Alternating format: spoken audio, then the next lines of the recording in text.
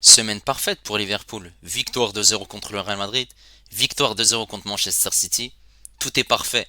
Salut à tous, on se retrouve pour le débrief du match entre Liverpool et Manchester City. Victoire de Liverpool, 2 buts à 0, 2 buts qui ont été inscrits par Gakpo à la 12e minute de jeu et Mohamed Salah à la 78e minute de jeu sur penalty. Merci aux personnes qui étaient présentes avec moi en live pour suivre ce match. N'hésitez pas à liker et à vous abonner si vous êtes nouveau. On est parti pour les statistiques de cette rencontre en faveur de Liverpool, 18 tirs, 7 tirs cadrés. 2 buts.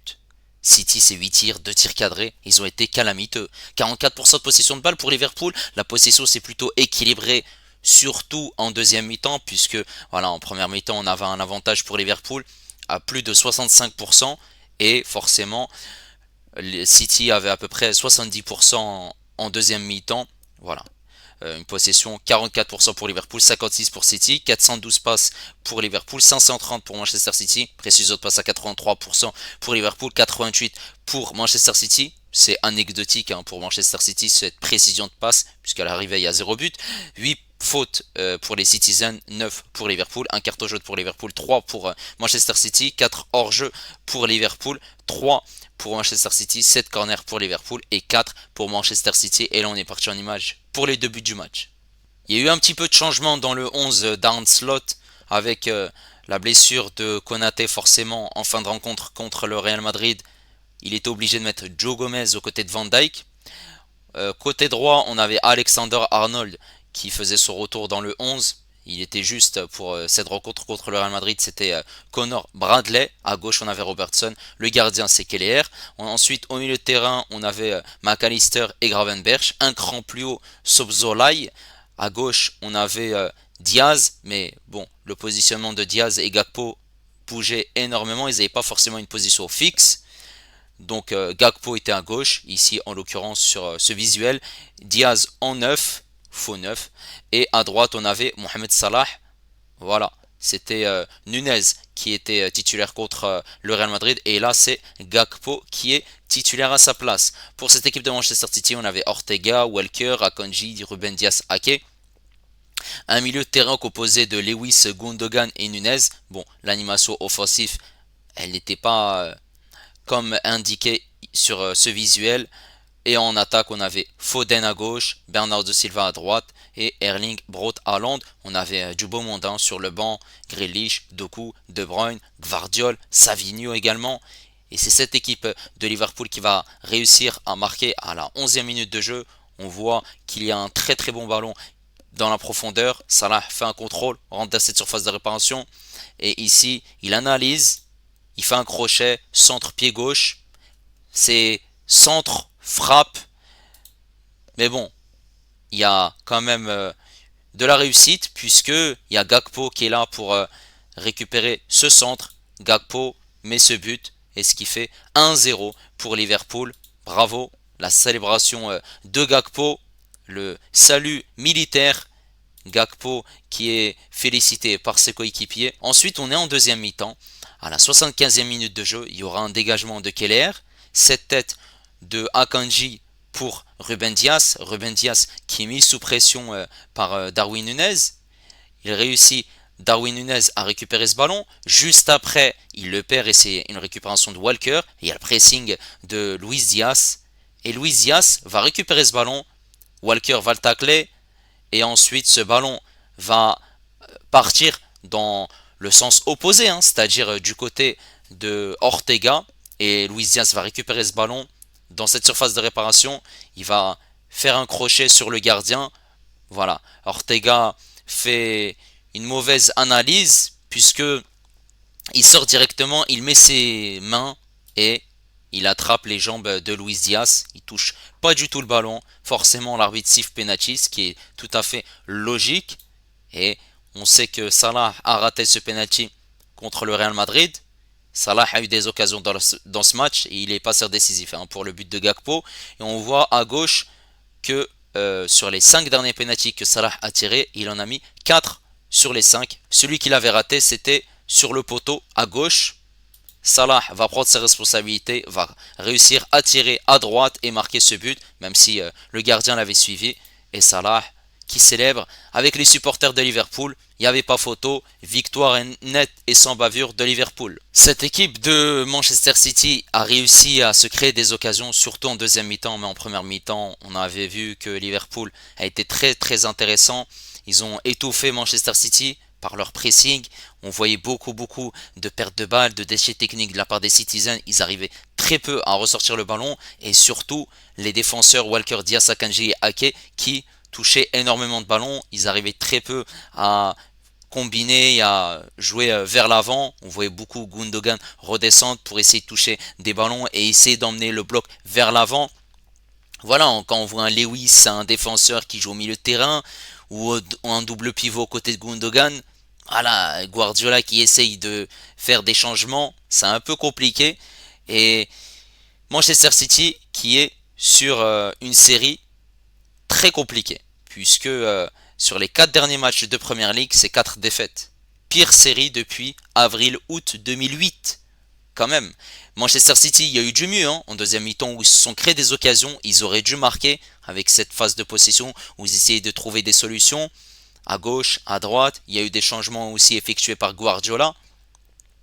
Mais on a vu une équipe de Liverpool qui a été très très fort. En première mi-temps, ils ont marqué ce but grâce à Salah et surtout Gakpo qui était dans cette surface de réparation pour marquer sur ce centre. Ensuite, ils ont dominé, il y a eu plusieurs occasions et en deuxième mi-temps, penalty obtenu sur cette incompréhension et beaucoup de largesse défensive de la part des Citizens. Tout a été presque parfait pour Liverpool, mis à part lorsque Van Dijk a raté cette passe et il a donné une grosse situation pour City et De Bruyne qui voilà n'a pas réussi à concrétiser son occasion. Maintenant, on est parti pour parler de la prestation des joueurs, que ce soit de Liverpool ou de Manchester City. On va commencer par Liverpool. Et Liverpool, on a un Keller qui a été au top. Semaine parfaite pour ce gardien qui a été très intéressant, que ce soit contre le Real Madrid et contre Manchester City. Bon, il n'a pas eu beaucoup d'arrêts à faire aujourd'hui, quelques parades. Forcément, cette équipe de Manchester City, c'est 2 tirs cadrés. C'est très peu. Il n'y a rien à dire. Bravo. Arnold sur le côté droit a été pertinent. C'est pas parfait, mais Arnold a réussi à se procurer des situations où il partait rapidement vers l'avant, beaucoup d'accélération, beaucoup de permutations, et aussi il était en jambes. C'est très bien, bravo. Cette charnière centrale Gomez-Van Dijk, tout a été presque parfait.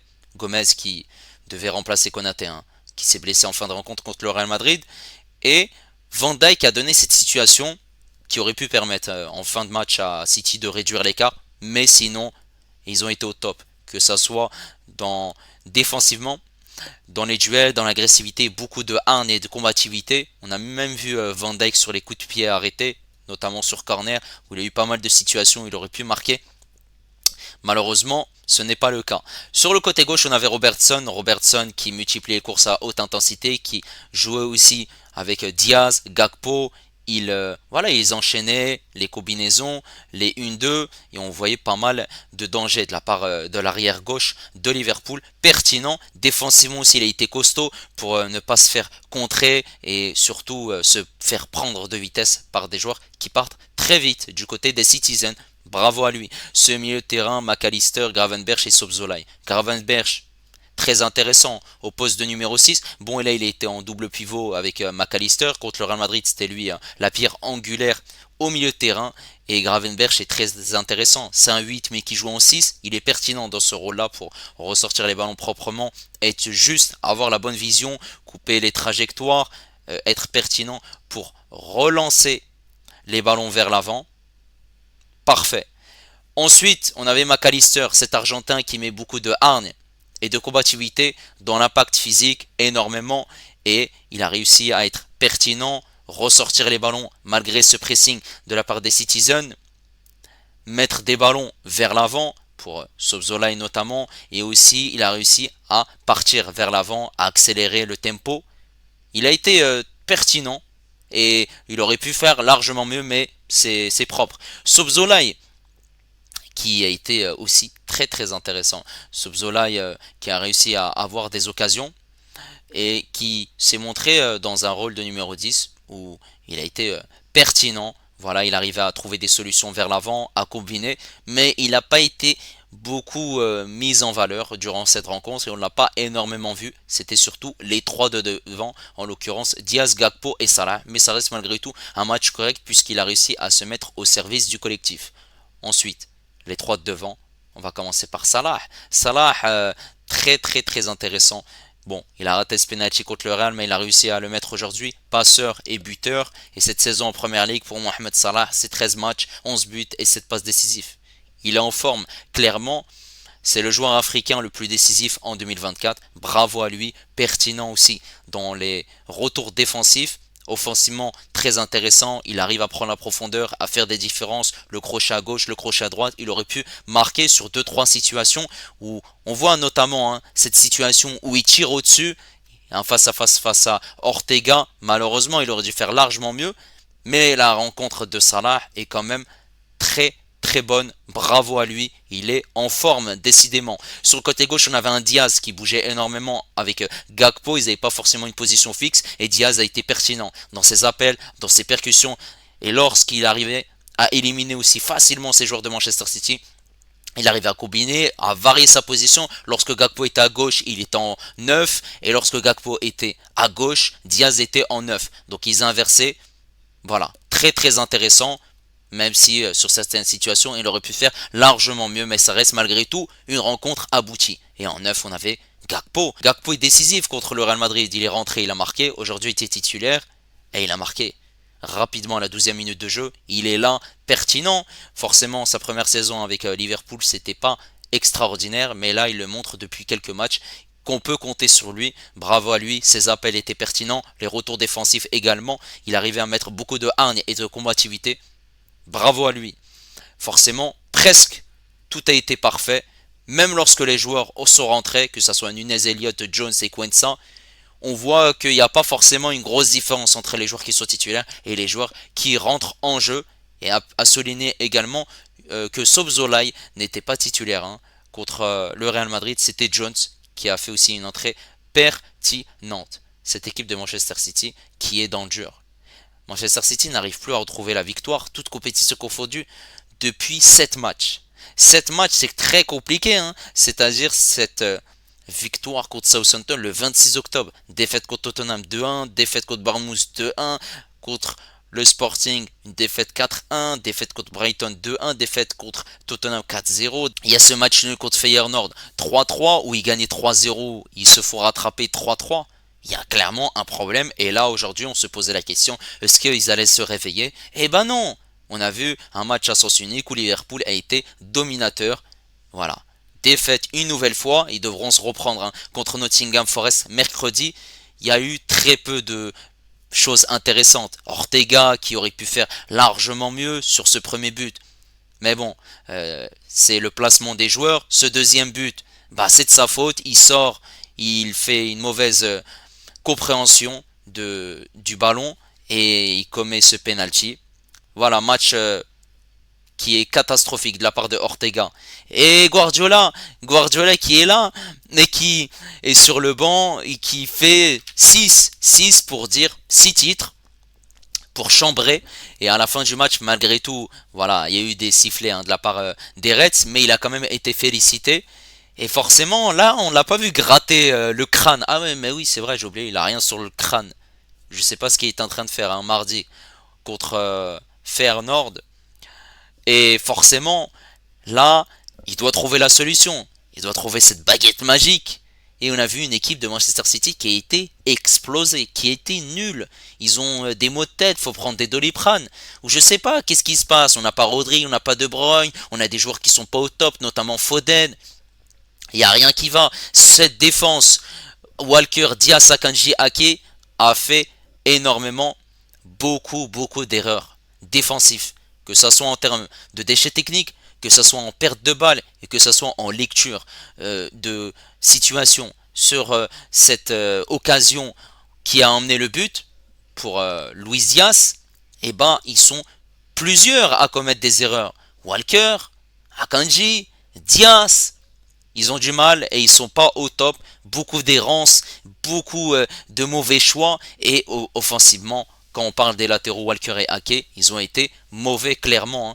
Beaucoup de tacles dans le vide et ils se faisaient rapidement bah, éliminer. Et les joueurs de Liverpool arrivaient facilement à prendre la profondeur. Ce milieu de terrain, Gundogan, Nunes, Lewis. Gundogan n'a pas retrouvé son niveau lorsqu'il était à Manchester City, avant qu'il rejoigne le Barça. Et même il était au Barça, on le voyait meilleur que lorsqu'il était à Manchester City, du déchet dans son jeu, des pertes de balles, il n'arrivait pas à faire des différences et même on le voyait beaucoup décrocher. Voilà, c'est pas un Gundogan au top, c'est surtout un Gundogan qui est en face descendante et il serait temps de trouver une solution ou de le foutre sur le banc, clairement. Ah oui. Et on avait Nunez et Lewis. Là par contre, je comprends pas. Guardiola, mais qu'est-ce qui se passe? Clairement, cinquième de Première Ligue. Il y a Brighton qui est devant, il y a Chelsea, il y a Arsenal. Non, là, clairement, ça va pas du tout. Quatrième défaite, tu fais des choix où tu mets Nunez et Lewis. Lewis, c'est un défenseur, qu'est-ce qu'il fout au milieu de terrain? Clairement, je comprends pas. Et Nunez, il est pas au top depuis qu'il est venu à Manchester City. Vraiment, il y a des choix, je comprends pas. Alors, Haaland, en attaque, silence radio, on le trouve plus. Très peu d'appels. Et il n'est pas servi, même lorsqu'il y a des appels. Peu de combinaisons, il n'y a rien. Il était inexistant. Ouais, il a dit je vais me ressourcer, je vais me mettre dans le pôle Nord ou je ne sais où, dans les pays où il fait froid. Et là, on n'a rien vu. On n'a pas vu un Haaland pertinent aujourd'hui. On a surtout vu un Haaland catastrophique. Et en attaque, on a eu Foden et Bernardo Silva. Bernardo Silva a eu tendance à accélérer, à essayer de récupérer des ballons et à essayer de partir vers l'avant. Sauf que malheureusement, c'était très très compliqué de trouver des solutions. Il y a eu des combinaisons par moment, mais forcément, lorsqu'une équipe est malade, bah forcément, c'est très compliqué aussi à titre individuel de sortir du lot. Et sur le côté gauche, on a eu un Foden qui n'a pas réussi à trouver des solutions. Forcément, on a eu la très bonne entrée de Doku qui a essayé de trouver des solutions, de dribbler, de percuter et de rentrer dans cette surface de réparation. Ça a été intéressant, mais à l'arrivée, bah, Manchester City a perdu. Est-ce qu'on s'en doutait qu'ils allaient perdre? Moi, clairement, je me disais que Liverpool allait gagner. Maintenant, c'était sûr. Quel score? 2, 3, 4, 5. À l'arrivée, c'est 2-0. Mais Liverpool aurait pu largement mettre encore plus de buts. Il y a eu pas mal de ratés. Et quand même, hein, des arrêts de la part d'Ortega malgré tout. Voilà, n'hésitez pas à me dire ce que vous avez pensé de cette rencontre. Liverpool qui a 9 points d'avance sur Arsenal qui est deuxième. 25 points, Chelsea égalité avec 25 points, Arsenal est deuxième à la différence de but, Brighton quatrième, Manchester City pointe à la cinquième place et Manchester City devra se réveiller au prochain match contre Nottingham Forest. N'hésitez pas à liker, n'hésitez pas également à vous abonner si vous êtes nouveau et moi je vous dis à la prochaine. Ciao les amis.